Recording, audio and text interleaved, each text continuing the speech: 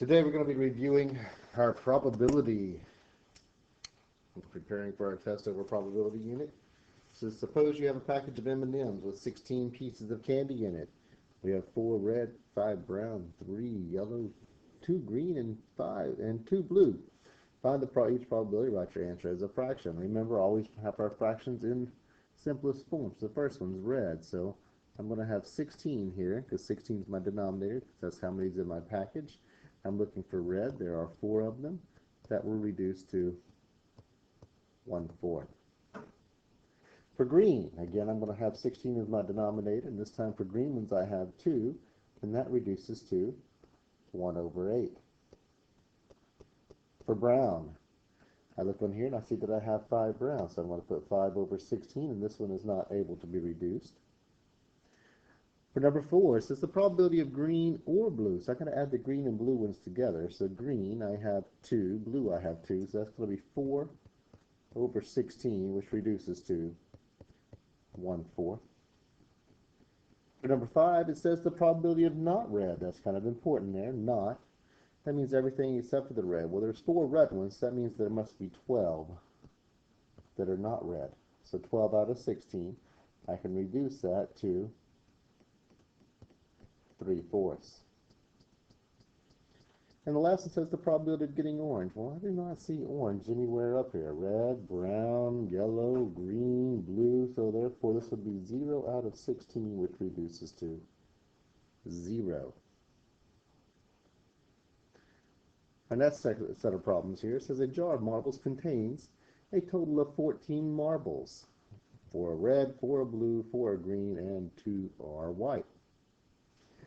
Suppose you draw a marble out and without replacing it. That's a key word right here, without replacing. Without. It means we're going to pull it out, look at it. Oh, I like it. Put it in my pocket, and then go pick another one. So let's find each of these probabilities. For these types of problems, I'm going to start with 14 marbles in the bag, and then I'm going to have 13 the second time I go back to the bag. Here I'm looking for red. Well, there are 4 red ones. Times, and then I need blue, and there are 4 blue ones. Always try to reduce your fractions before you multiply. It'll make your numbers a lot easier to deal with. So I have 2 times 4 is 8, and 7 times 13 is 91. So it's 8 out of 91 chance of that happening. For my next one here, I'm going to have 14 and 13 again. That's not going to change. So for the first one being blue, there are 4 blue ones. Next I need white. There are 2 white ones. Again, reduce your fractions. This will be 2/7 now. 2 times 2 is 4, and 7 times 13 is still 91. Now the next one says that neither one are green. Well, there are 4 green ones. That means that there are 10 marbles that are not green. So my first one is going to be 10 out of 14. But I took one of them that's not green out, so now I only have 9 out of 13 left.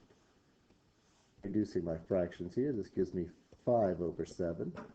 Multiplying straight across gives me 45 out of 91. Now, for number 10,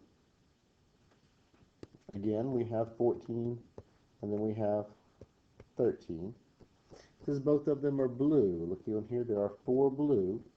So that means there are 4 the first time. The second time there's only going to be 3 because I took one out and put it in my pocket. So I now have 2 times 3 is 6, and then 7 times 13 is still 91. And number 11 asks us the question, is this an independent or dependent event? This one is dependent. Why? Because it's without replacement. We've taken one thing out, and therefore we have changed the possible outcomes. The next problem here says a jar of marble contains 14 marbles, just like our last set. 4 red, 4 blue, 4 green, and 2 white. Supposed to draw a marble and replace it. Key word this time, replace. We're going to put it back. We'll look at it. Oh, that's a pretty marble. and then put it back in the bag and shake it up again. So we need to go through and work on these here. This time my denominator is not going to change. It's going to be 14 both times. So red, probability of red is 4. Probability of blue is 4. Reduce your fractions. This will become 2/7. This one becomes 2/7. 2 times 2 is 4. 7 times 7 is 49. For number 13, I start off the same again, 14 and 14 here. I need blue. There are 4 blue. And I need white. There are 2 white. Reduce your fractions. This is 2/7. And this one's 1/7. Multiply straight across. 2 times 1 is 2. 7 times 7 is 49. For number 14, I start off the same, 14 and 14. Says neither one are green. Well, there are 4 green ones, so that gives me 10 out of 14 and 10 out of 14. I reduce these. This gives me 5 out of 7. This one reduces to 5 out of 7. 5 times 5 is 25. 7 times 7 is 49. This next one says both are blue. So I'm going to have 14 and 14 is my denominators again. Blue ones, I'm going to have 4 on both of here. Because I replaced it, it did not change how many are in there. Reduce these. 2 out of 7. This one is 2 out of 7. 2 times 2 is 4. 7 times 7 is 49. Now, is this a dependent or independent event? Well, this one is independent.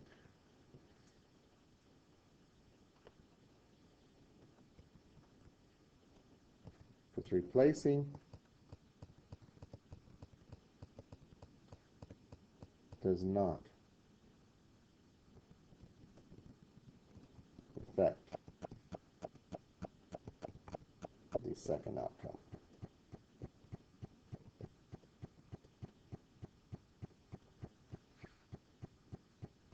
Looking at our next set.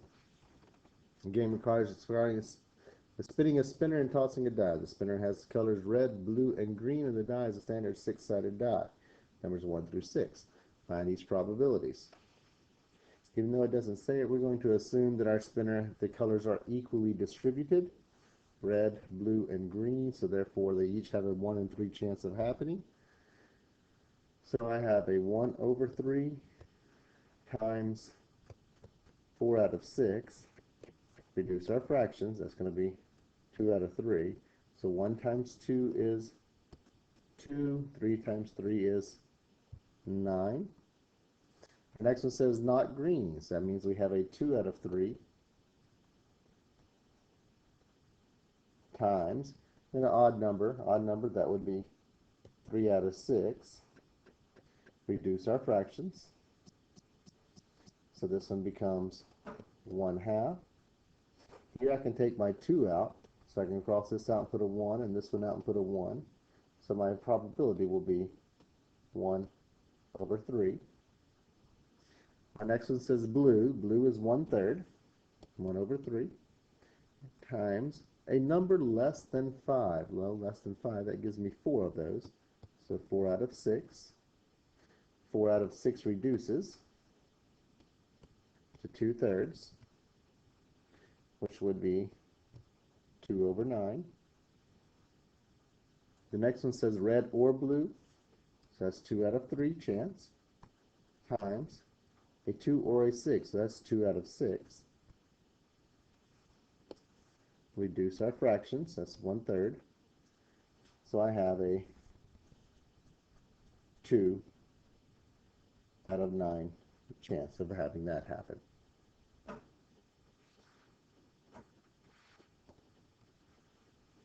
Here a coin is flipped 125 times and head comes up 68 times. If the same coin is flipped 500 times, how many times would you expect heads? This is an experimental probability problem where we're going to take our experiment. So I've gone through and conducted my experiment. 68 over 125 is equal to x over 500. Well, I can multiply this by 4. I multiply this one by 4. So I do 4 times 68.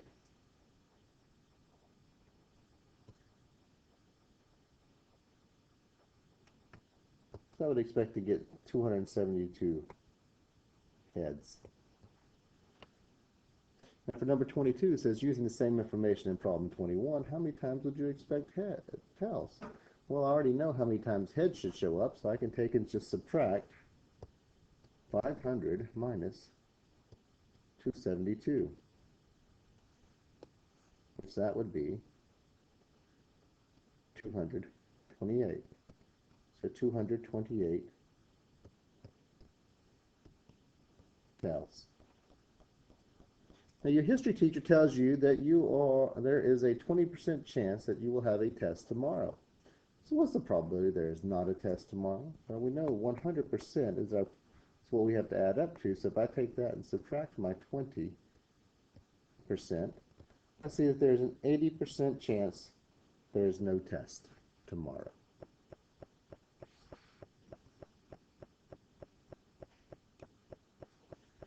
Here a spinner contains the colors red, blue, yellow, green. Maribel spins the spinner 120 times, records each spin. She records the number each one occurs in the table. For each color, find the theoretical probability. We're going to here assume that our spinner is all equally spaced again. So the theoretical probability, there's 1, 2, 3, 4 colors, so that would be 1 out of 4 for each of these, which that is 25% for each of them.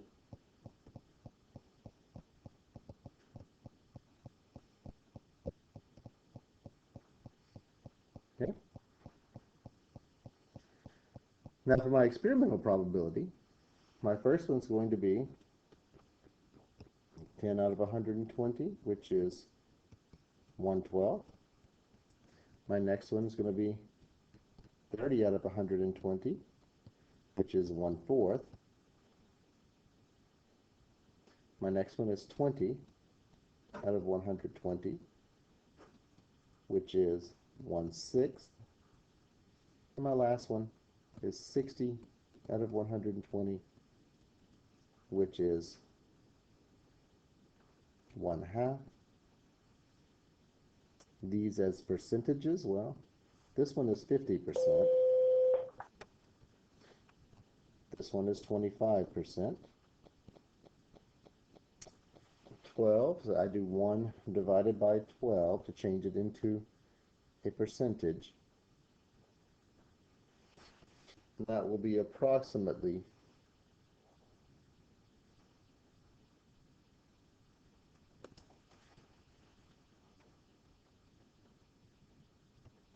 8%, and 1 over 6 is approximately 17%.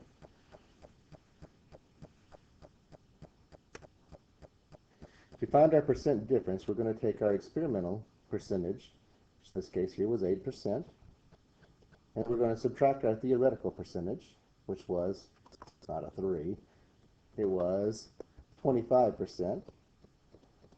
8 minus 25 gives me a negative 17%.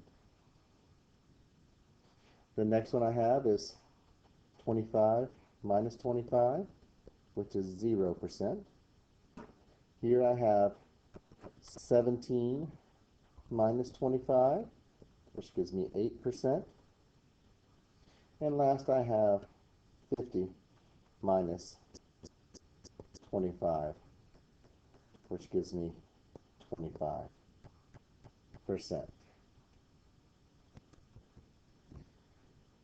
The negative percentages show that it's less likely, it's happened less than it should have. The 0% shows it happened exactly as it should be. And then our positive one says it occurred more often. Our next set of questions here. Question number 25. A customer at a restaurant buys the lunch special, which includes a sandwich, a bowl of soup, and a soft drink. The customer can choose from 3 types of sandwiches, 2 different types of soup, and either a soda or iced tea, how many different lunch specials are there? Here we're going to use our fundamental counting principle.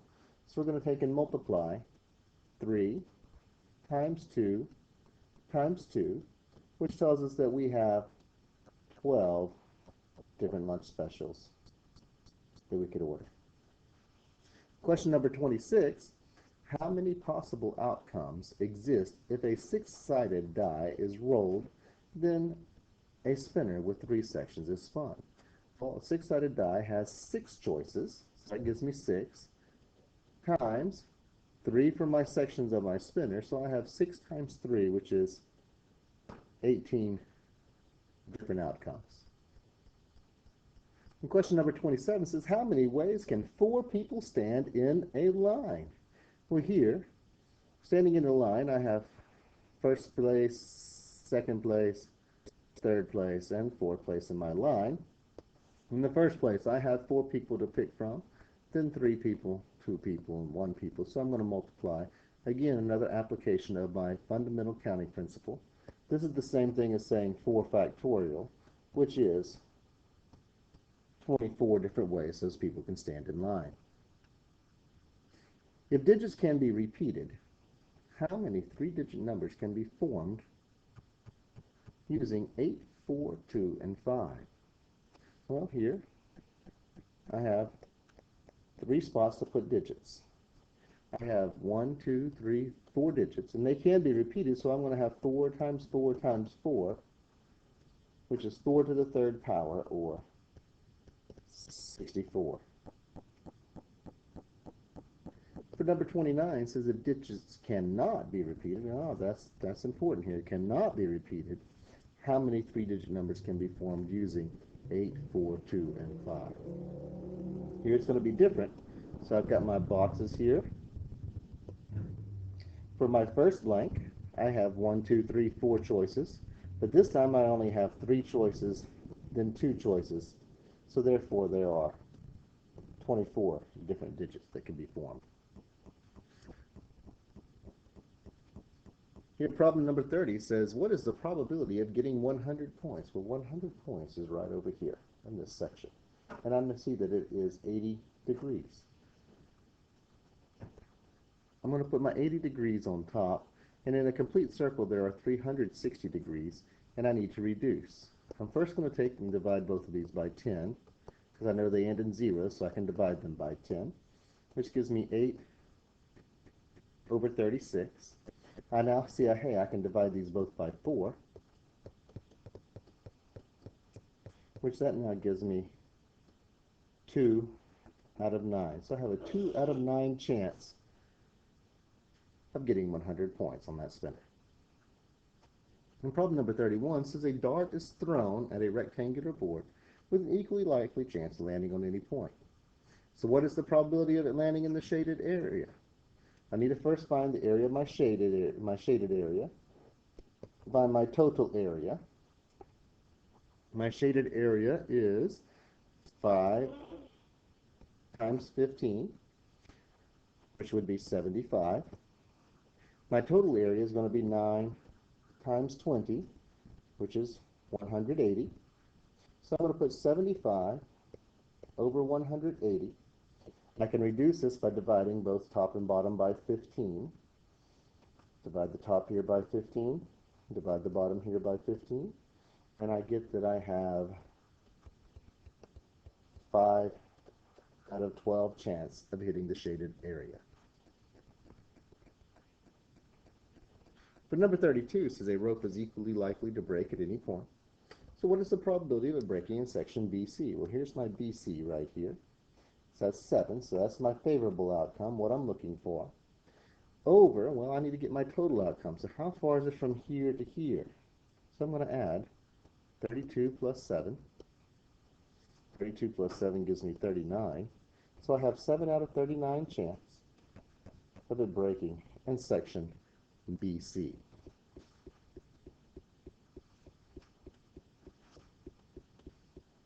And this concludes everything in our review. And like with everything, pay attention to what you're doing and good luck.